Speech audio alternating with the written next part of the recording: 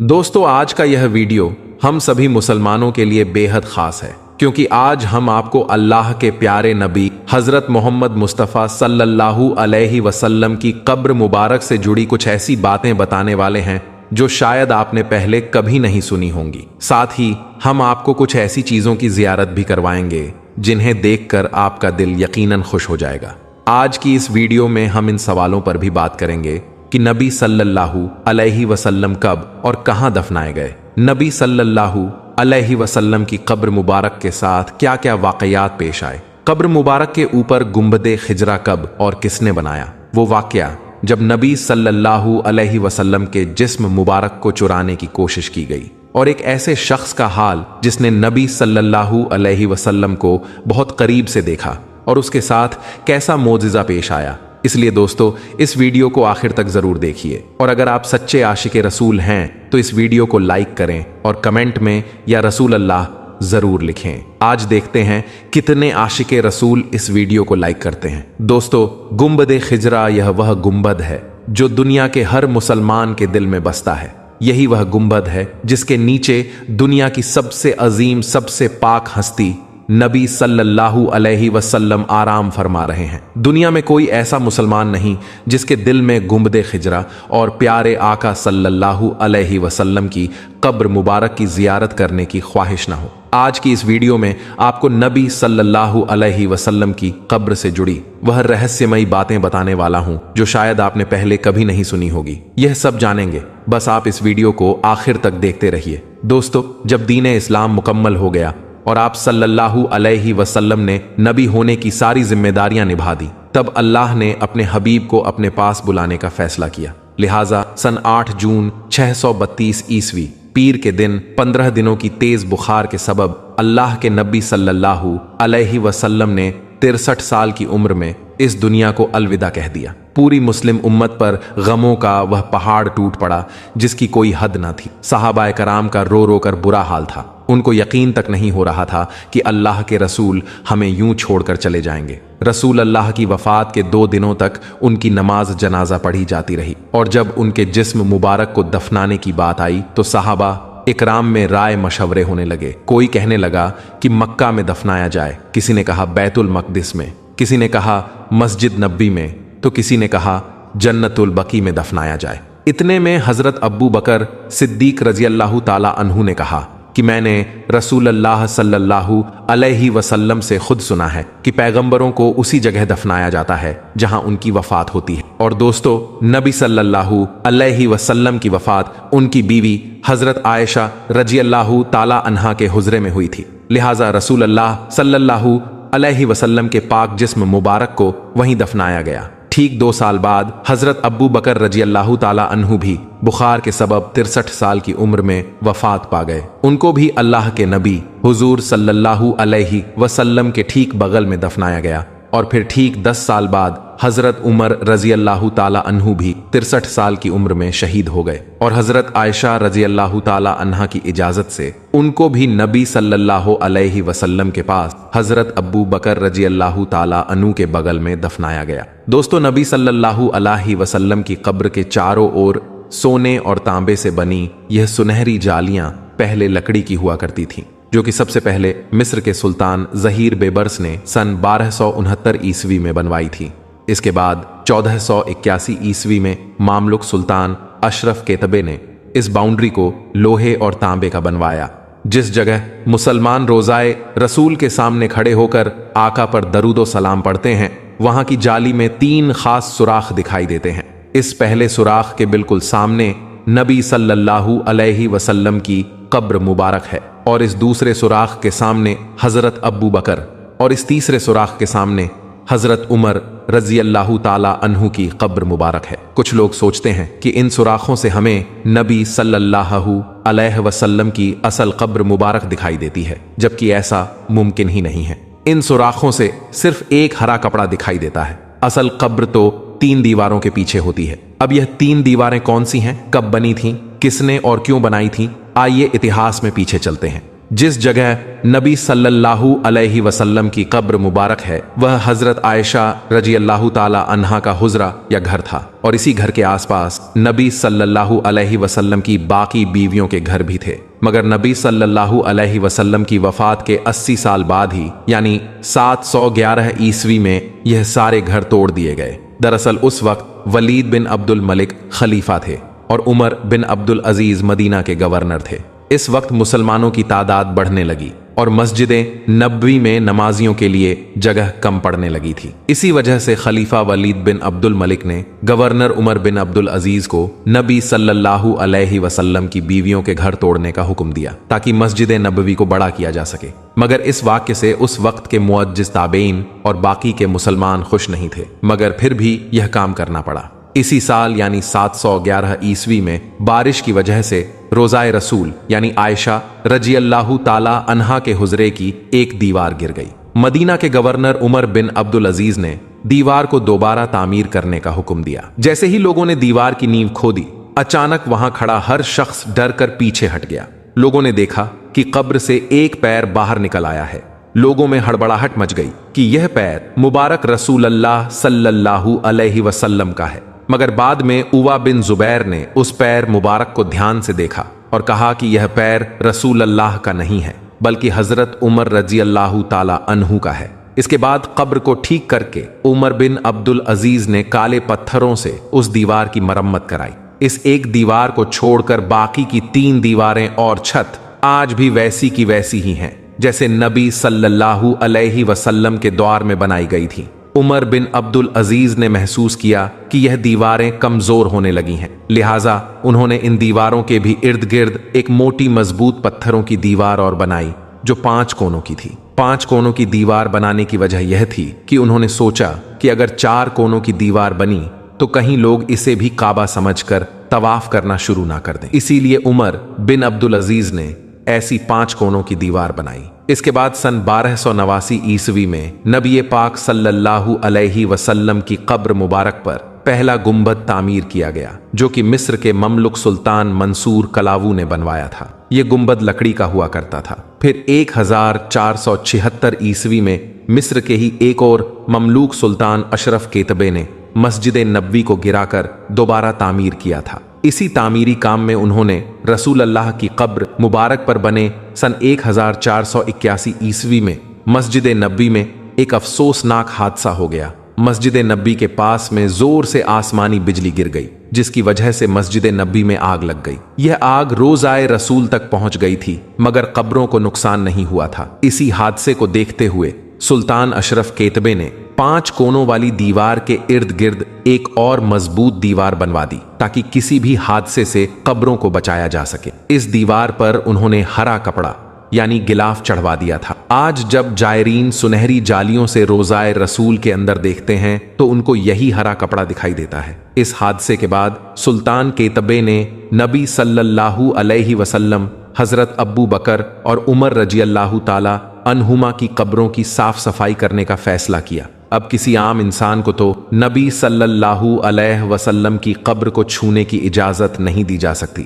लिहाजा इस काम के लिए उस वक्त के बड़े मुत्तकी और परहेजगार उलेमा अली इब्ने अहमद अल समहूदी रहमतुल्लाह अलैह को चुना गया। सबसे बड़ी परेशानी यह बनी कि कब्रों तक कैसे पहुंचा जाए, क्योंकि उमर बिन अब्दुल अजीज ने जो 5 कोनों वाली दीवार बनाई थी उसमें ना कोई खिड़की थी ना ही कोई दरवाजा। लिहाजा तय पाया गया कि इस दीवार के नीचे गड्ढा खोदकर अंदर जाया जाए। समूदी रहमतुल्लाह अलैह फरमाते हैं कि मैं जैसे ही रोज़ाए रसूल के अंदर पहुंचा मैंने वह खुशबू महसूस की जो मैंने आज तक महसूस नहीं थी। मैं काफ़ी देर तक आका की कब्र के सामने खड़ा रहा और लगातार उन पर दरूदो सलाम पेश करता रहा। मैंने देखा कि ज़मीन समतल हो चुकी थी। कब्रों की पहचान करना भी मुश्किल था। दोस्तों, समहूदी रहमतुल्लाह अलैह वो आखिरी शख्स थे जिन्होंने नबी सल्लल्लाहु अलैहि वसल्लम की असली कब्र मुबारक की ज़ियारत की थी। उनके बाद आज तक सालों से ना किसी ने नबी सल्लल्लाहु अलैहि वसल्लम की कब्र को देखा है और ना ही उनकी कब्र की कोई फोटो है।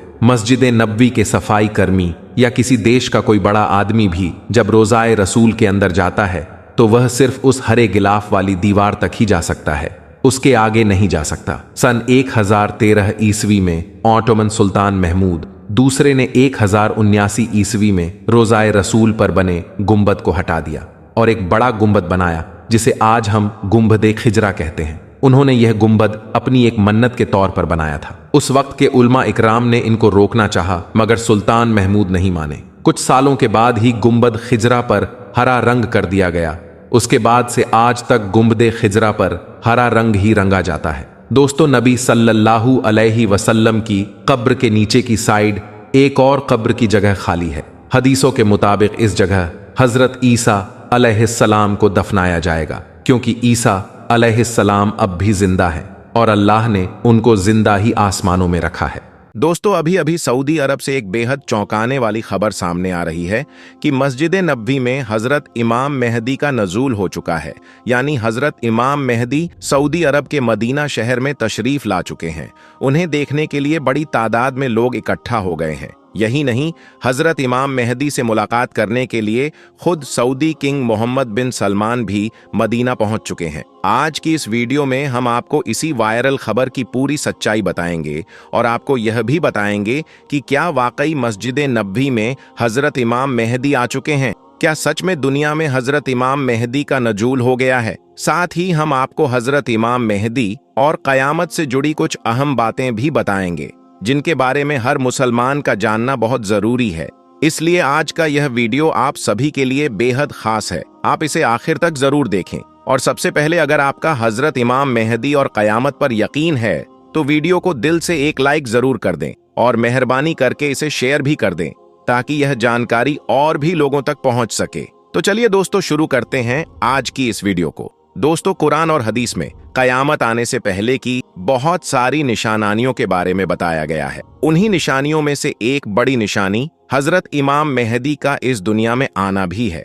इसी वजह से हर मुसलमान का यही मानना है कि जब हमारी इस दुनिया का आखिरी वक्त करीब आ जाएगा, जब इस दुनिया में जुल्म ज्यादती नाइंसाफी हद से ज्यादा बढ़ जाएगी, तो फिर इस दुनिया में हजरत इमाम मेहदी का नजूल होगा, जो ना सिर्फ इस पूरी दुनिया से जुल्म ज्यादती को खत्म करेंगे बल्कि एक ऐसी मुस्लिम सल्तनत को कायम भी करेंगे जिसमें हर इंसान के लिए अमन और सुकून होगा। लेकिन अब सवाल यह पैदा होता है कि यह हजरत इमाम मेहदी कौन है और यह कहां पर पैदा होंगे। तो इस हवाले से हम आपको बता दें कि हजरत इमाम मेहदी का नजूल सऊदी अरब के मदीना शहर में होगा और इनका नाम या तो मोहम्मद होगा या फिर अहमद होगा। इनके वालिद का नाम अब्दुल्लाह होगा और इनकी वालिदा का नाम आमना होगा। अब अगर बात की जाए हजरत इमाम मेहदी के खानदान के बारे में, तो हदीस पाक से हमें यह मालूम चलता है कि हजरत इमाम मेहदी का जन्म इस्लाम के चौथे खलीफा यानी कि हजरत अली और हजरत बीबी फातिमा के नस्ल से होगा। याद रखें कि हजरत इमाम मेहदी की पेशानी रोशन होगी और इनकी लंबी और खूबसूरत नाक होगी। आपके दोनों दांतों के बीच थोड़ा सा गैप होगा और आपकी दाढ़ी मुबारक घनी होगी, जो ना ज्यादा लंबी होगी और ना ही ज्यादा बारीक होगी। आपकी आंखें सुरमीली होंगी। आपके दोनों कंधों के बीच अल्लाह के प्यारे नबी की तरह एक खास निशानी होगी।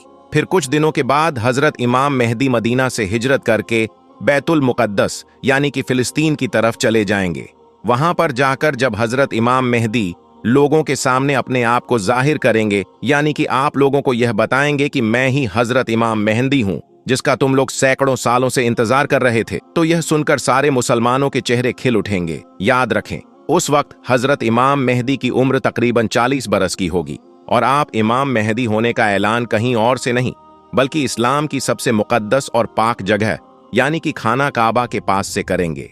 उस वक्त आप सफेद लिबास में होंगे यानी कि सफेद कपड़ा पहने हुए होंगे। इसके अलावा उस वक्त आपके पास अल्लाह के प्यारे नबी हजरत मोहम्मद सल्लल्लाहु अलैहि वसल्लम की एक कमीज के साथ साथ उनका झंडा और एक उनकी तलवार भी मौजूद होगी। इस तरह से फिर हजरत इमाम मेहदी की हुकूमत इस दुनिया में तकरीबन 700 सालों तक कायम रहेगी। दोस्तों, हजरत इमाम मेहदी के आने से पहले इस दुनिया में कुफ्फार मुसलमानों पर खुले तौर पर जुल्म सितम करने लगेंगे, यानी कि दुनिया में हर तरफ मुसलमानों को सताया जाएगा, जैसा कि इस वक्त मुसलमानों के साथ में होने लगा है। लेकिन फिर जब हजरत इमाम मेहदी इस दुनिया में आ जाएंगे तो आप गुनाहों और जुल्मों सितम में फंसे हुए लोगों को निकालकर उनके बीच में अदलो इंसाफ कायम कर देंगे। मगर इस वक्त सऊदी अरब से एक खबर निकलकर सामने आ रही है जिसमें बताया जा रहा है कि सऊदी अरब में हजरत इमाम मेहदी का नजूल हो चुका है, जिन्हें देखने के लिए खुद सऊदी किंग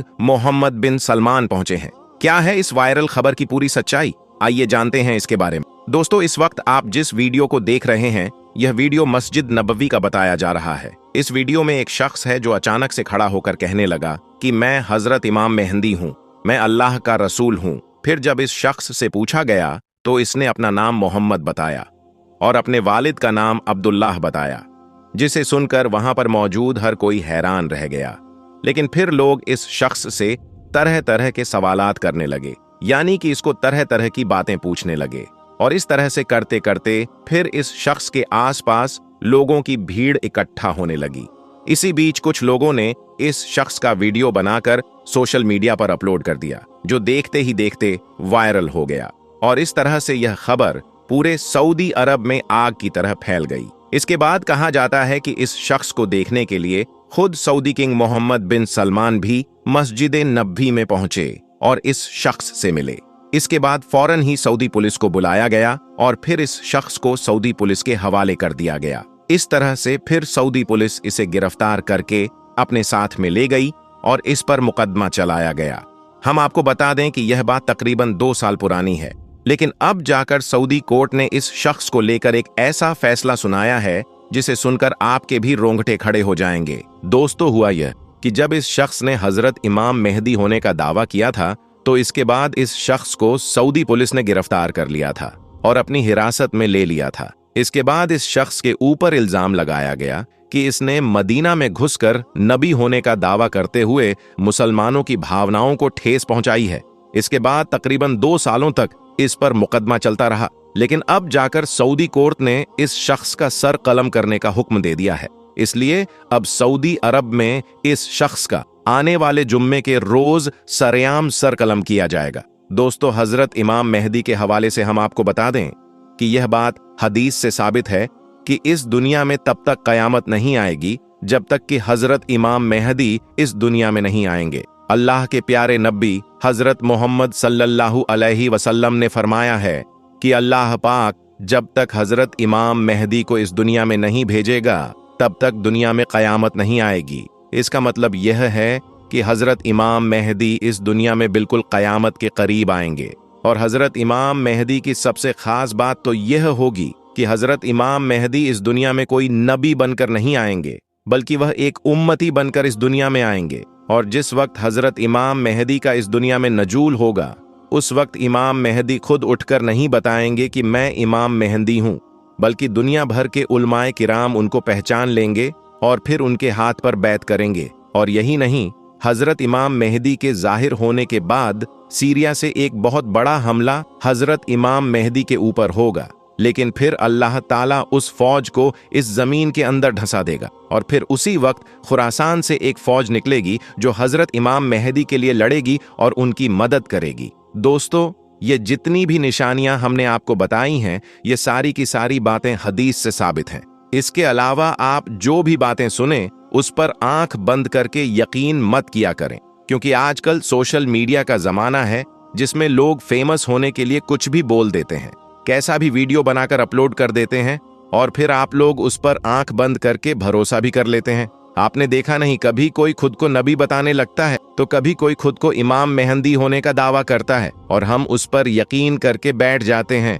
लेकिन हमें इस बात का इल्म होना बहुत जरूरी है कि कयामत की निशानियों के अंदर अल्लाह के प्यारे नबी हजरत मोहम्मद सल्लल्लाहु अलैहि वसल्लम से क्या क्या चीज साबित है और कयामत की निशानियां किन किन चीजों के अंदर बताई गई हैं और कौन कौन सी निशानियां हदीस पाक से साबित हैं। यानी कि कयामत आने से पहले कौन कौन सी निशानियां जाहिर होंगी, जिसके बाद इस दुनिया में कयामत आएगी। इस बारे में हमारे प्यारे नबी ने क्या इरशाद फरमाया है, हमें इस बात पर गौर करके इस बारे में जानना और समझना बहुत जरूरी है। और आप सबसे यह गुजारिश है कि इस फितने भरे जमाने में अगर कोई भी आपसे यह कह दे कि मैं इमाम मेहदी हूं या फिर मैं फला नबी हूं, तो आप उसके ऊपर बिल्कुल भी यकीन ना करें, क्योंकि आप सबको पता होगा कि अल्लाह के प्यारे नबी हजरत मोहम्मद सल्लल्लाहु अलैहि वसल्लम अल्लाह के आखिरी नबी हैं। और आपके बाद इस दुनिया में कोई भी नबी नहीं आने वाला है, यानी कि अब कयामत तक कोई भी दूसरा नबी नहीं आने वाला है, क्योंकि अल्लाह ताला ने अब नबुव्वत का दरवाजा बंद कर दिया है। अब इसके बाद अगर कोई भी नबी इस दुनिया में आएगा तो उसे हजरत मोहम्मद सल्लल्लाहु अलैहि वसल्लम का उम्मती बनकर ही इस दुनिया में आना होगा। याद रखें, अभी तो यह चंद लोग ही आपके सामने आए हैं, इसके बाद आने वाले दिनों में इन लोगों की तादाद काफी ज्यादा बढ़ जाएगी, यानी कि आगे आने वाले वक्त में हर दूसरा इंसान यही कहेगा कि मैं अल्लाह का नबी हूं, तो कोई कहेगा कि मैं इमाम मेहदी हूं। लेकिन हमें सावधान होने की जरूरत है, किसी की भी बात पर भरोसा नहीं करना है। अल्लाह ताला से दुआ है कि अल्लाह पाक हम सबको तमाम तरह के फितनों फसाद से महफूज रखे और नेक और अच्छे अच्छे काम करने की तौफीक अता फरमाए। आमीन, अल्लाहुम्मा आमीन। एक बार आप भी कमेंट बॉक्स में आमीन जरूर लिख दें।